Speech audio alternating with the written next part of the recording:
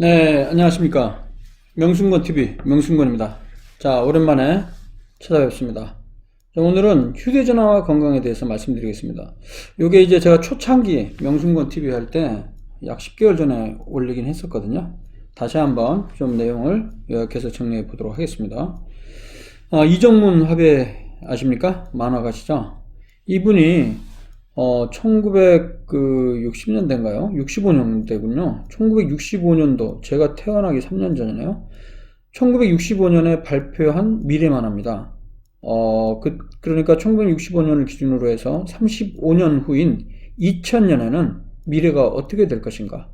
서기 2000년대 생활의 이모저모에 대해서 그 그림으로 그렸는데요. 자, 여기 보면 태양열을 이용한 집. 실제 그렇죠. 이건 수십 년 전에 이미 태양열을 이용한 그런 집이 있고요. 그 다음에 전파신문, 전파신문 뉴스. 뭐 이거는 당연히 인터넷을 통한 이런 신문 있고요. 그 다음에 전기자동차. 예, 요즘 전기자동차 나오고 있죠. 그 다음에 로봇 청소가 있고, 그 다음에 집에서 책을 받는다. 이건 바로 이제 원격 진로에 대한 얘기 같네요. 공부도 집에서 하는 거. 와, 지금 요즘 코로나19 때문에 아이들 온라인으로 공부하고 있지 않습니까? 집에서. 그리고 부엌에서는 뭐 오늘의 메뉴는 뭐냐, 부엌도 뭐 자동화 시스템이 있고, 그 다음에 이거 신기해요. 소형 TV 전화기도 되고 TV도 되는 거. 이게 바로 우리가 갖고 있는 스마트폰이죠. 야, 여기 있는 거 거의 다 돼 있는데 요거 하나만 안 돼 있네. 수학여행은 로켓 타고 간다. 달나라로. 요거는 이제 몇백 년은 될지 모르겠습니다. 어쨌든 이정문 화백께서 1965년도에 35년 후가 되는 2000년의 미래 모습 예측을 했었는데, 야, 굉장히 맞죠? 여기서 이제 제가 집중할 거는 바로 이 스마트폰에 대한 얘기죠. 휴대전화의 역사, 사실 별로 오래되지 않았죠. 불과 20년 전에 먼 곳에 떨어져 있는 사람과 목소리를 들으며 이야기하기 위해서는 특정 장소에 비치되어 있는 전화기나 공중전화를 이용해야 했죠. 1997년 2월 기억하십니까? 제가 레지던트 때, 가정의학과 레지던트 2년차였던 것 같네요. 95년도에 인턴, 96년도에 1년차, 97년도. 야, 이때 시티폰이란 게 등장을 했어요. 공중전화 옆에서만, 거는 전화만, 발신 전화만 가능하죠. 그런데 요거 광고했던 분이 저기죠? 김국진 씨죠. 개그맨 김국진 씨. 그런 기억이 나요. 그 다음에 그해 10월에, 야, 8개월 만에 드디어 PCS 폰이 나왔습니다. 이게 진짜 제대로 된 휴대전화가 되겠죠. 그리고 2007년 2월에 애플 아이폰이 10년 만에 나왔고요. 그래서 이제 이 애플 아이폰이란 게 정말 하나의 그 스마트폰의 혁명이었죠. 휴대전화의 혁명. 그래서 휴대전화 전화 기능을 넘어서 컴퓨터, 인터넷, 미디어 플레이어, 디지털 카메라, GPS 등 다양한 기능을 탑재한 스마트폰의 대중화가 이루어졌습니다. 이거 유튜브 이건 뭐지? 이게 그 시티폰 선전인가요? 한번 볼까요?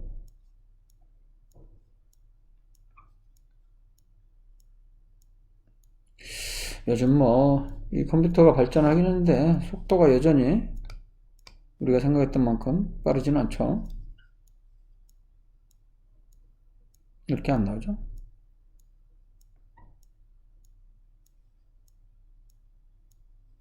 이거 나오면 또 이거 저작권을 동영 재생할 수가 없네요. 나중에 그 유튜브 들어가셔서 시티폰 김국진 이렇게 한번 쳐보십시오. 그러면 이 공중전화 옆에서 발신전화 가능한 선전 나오는 거 볼 수 있겠습니다. 자, 휴대전화 가입 건수 볼까요? 세계 인구 2018년 기준으로 76억. 2007년도만 하더라도 휴대전화 가입 건수가 33억이었고 인구 100명당 가입 건수가 반 정도 되는데요. 10년이 지난 2017년에는 가입 건수가 77억, 2배로 늘었고 100명당 가입 건수도 103.5건이 되겠습니다. 자, 그럼 휴대전화가 건강에 어떤 영향을 미치냐? 자, 이 부분에 대한 연구들이 이제 나오기 시작했죠. 그래서 대표적으로 이 시간에는 종양, 즉 암에 대한 거, 휴대전화가 과연 암과 어떤 관련이 있는지, 또 생식능력, 스마트폰 중독, 마지막으로 유령진동증후군 혹은 유령진동울림 증후군이라고 하죠. Phantom Vibration and Ringing Syndrome이라고 합니다. 자, 먼저 종양에 대해서 말씀드리겠습니다. 휴대전화에서는 그 사용할 때 전자파, 전자기파죠. 전자기파가 발생을 하는데 전자기파 중에서도 마이크로웨이브에 해당하는 전자기파가 발생을 합니다. 보통 이제 전자기파가 파장이 굉장히 다양하죠. 그래서 1mm부터 해서 1m까지 파장에 300MHz에서 그 300GHz에 해당하는 주파수를 갖는 전자기파를 일반적으로 마이크로웨이브라고 합니다.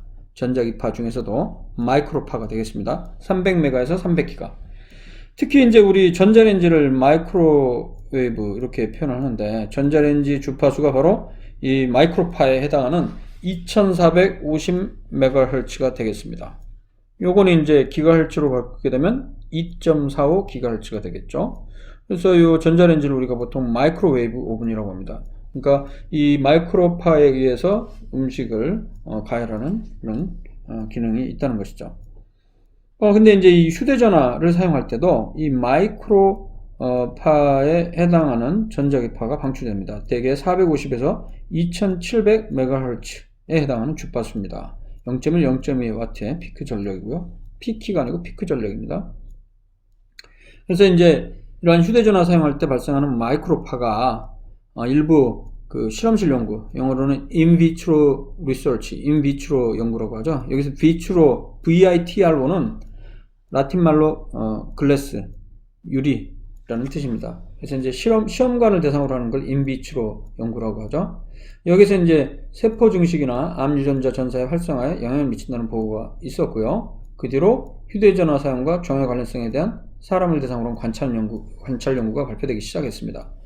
그래서 제가 지금으로부터 11년 전 2009년도에 종양학 분야의 최고의 학술지 중에 하나인 Journal of Clinical Oncology, 자, 이 임상종양학 저널의 임팩트 팩터, 이른바 인용지수라고 하죠.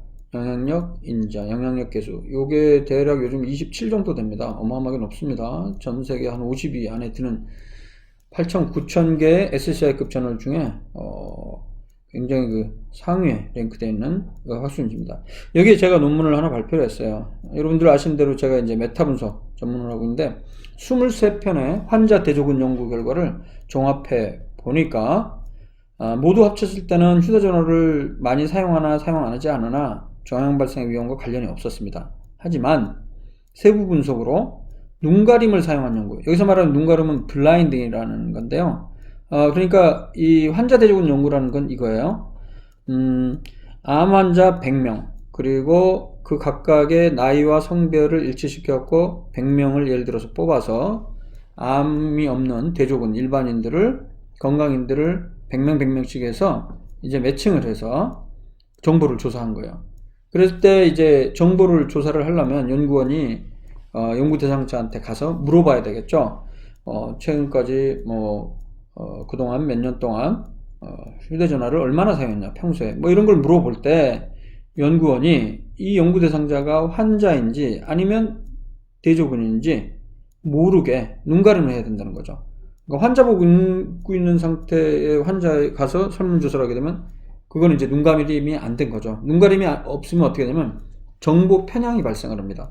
정보를 습득하는 데 있어서 좀 정확도가 떨어질 수가 있다는 거죠.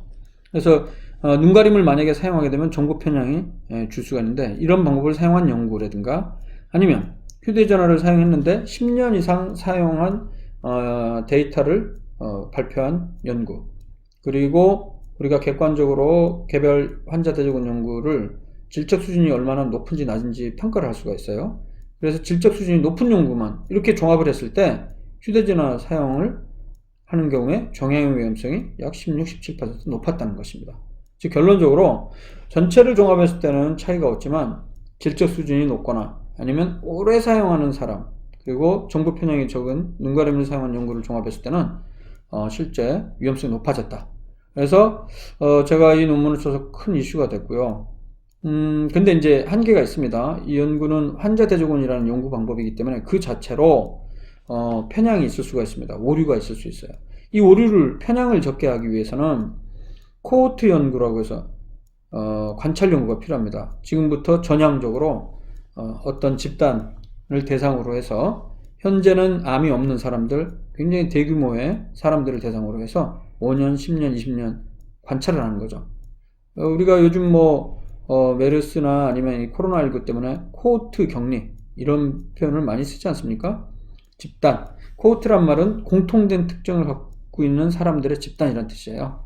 그래서 예를 들면 뭐 도시 어떤 도시에 사는 사람들 전체 혹은 직업으로 의사, 간호사 많은 사람들을 대상으로 해서 관찰한 연구. 그럴 때 그걸 코호트 연구라고 합니다.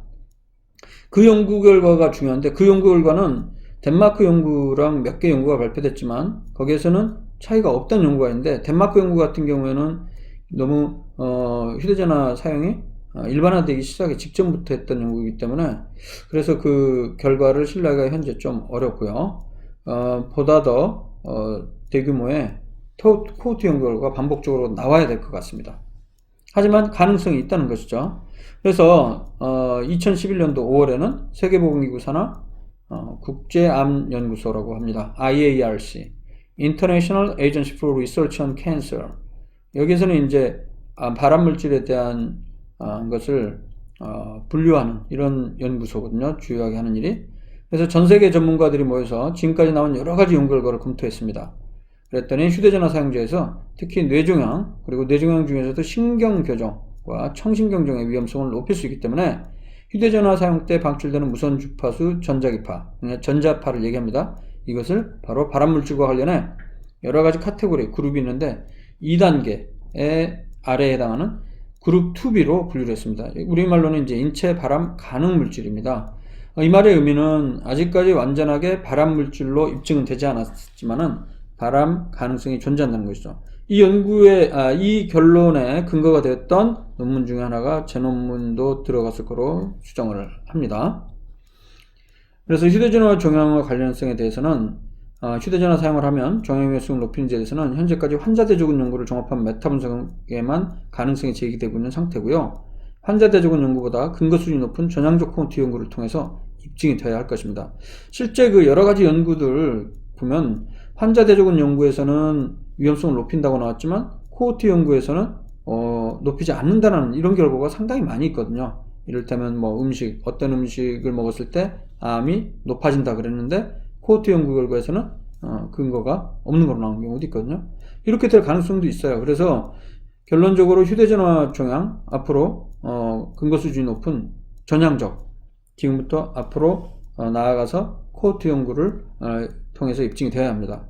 근데 하지만 그렇게 완전히 위험하지 않다라는 결론이 나오기 이전에는 Precautionary Principle이라는 것이 있습니다. 예방적 원칙, 사전 예방의 원칙에 입각해서 휴대전화 사용으로 인한 전자기파 노출을 최소로 하는 것이 필요하다는 것이죠. 아직까지 완전하게 안전하지 않은지 입증이 되지 않았지만 위험성이 제기가 되고 있는 상황이기 때문에 전자기파 노출을 최소로 해야 되겠습니다.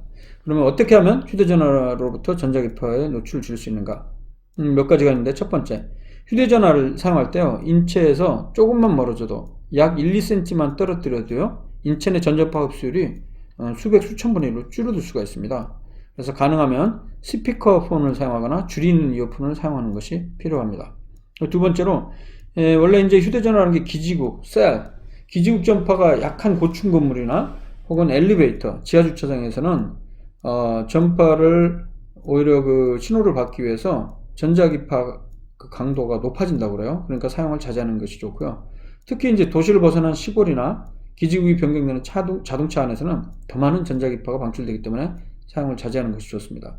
마지막으로 이제 어린이나 청소년의 경우는 휴대전화 사용이 종양이나 각종 질병 맺힌 영향에 연구가 아직까지 부족하기 때문에 사용을 자제하도록 교육을 해야 되겠죠.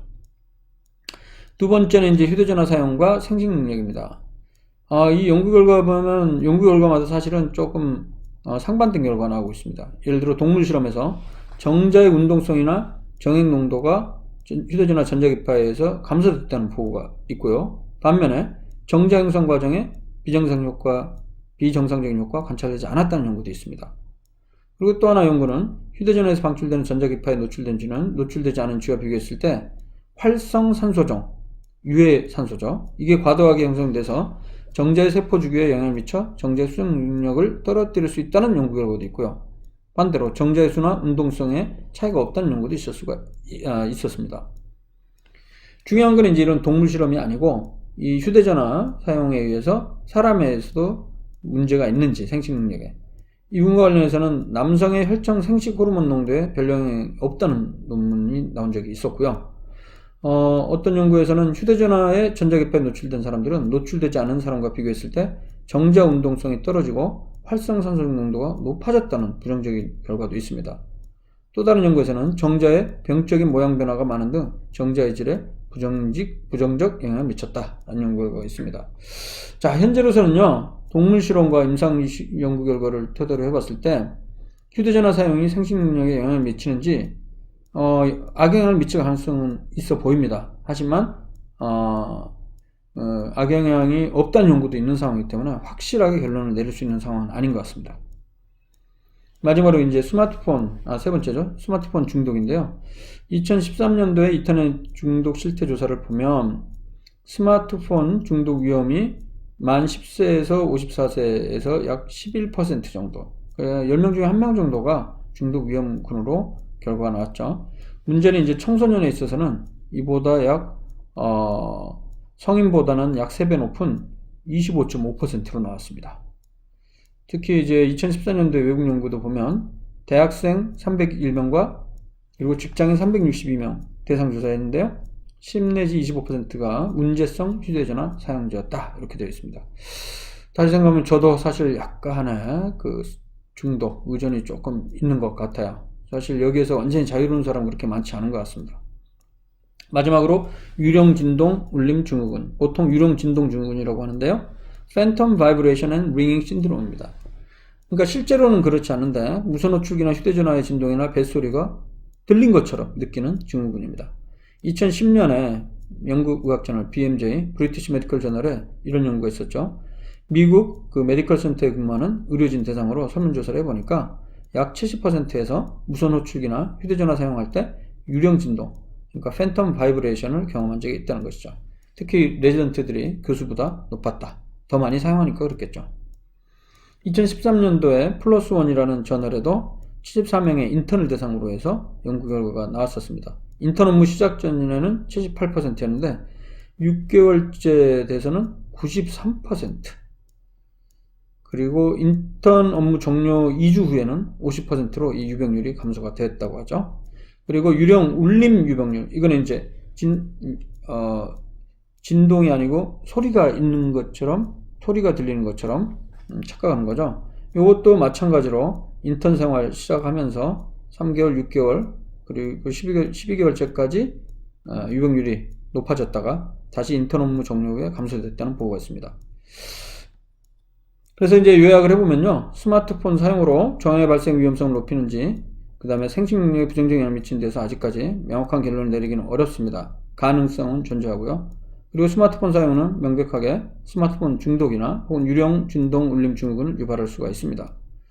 하지만 스마트폰이 건강에 어떤 영향을 미치는지에 대해 제기되고 있는 각 주제에 대해 동물 실험뿐만 아니라 대규모의 전향적 코호트 연구나 임상시험을 통해 확인이 필요합니다.